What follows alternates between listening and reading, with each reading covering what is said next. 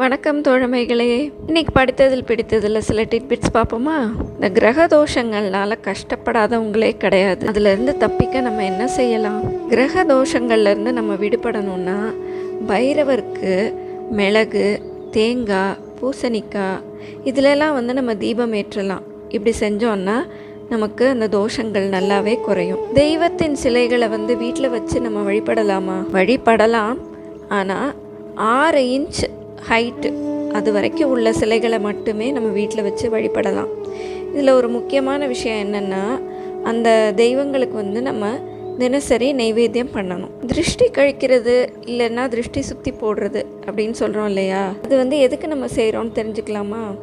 நம்மளோட கண்கள் மூலமாக நேர்மறை அப்புறம் எதிர்மறை எண்ணங்கள் வெளிப்படுது. அதில் எதிர்மறை எண்ணத்தை நம்மளை பாதிக்காமல் நம்ம தடுத்துக்கிறதுக்காக தான் திருஷ்டி சுற்றி போடணும். நன்றி.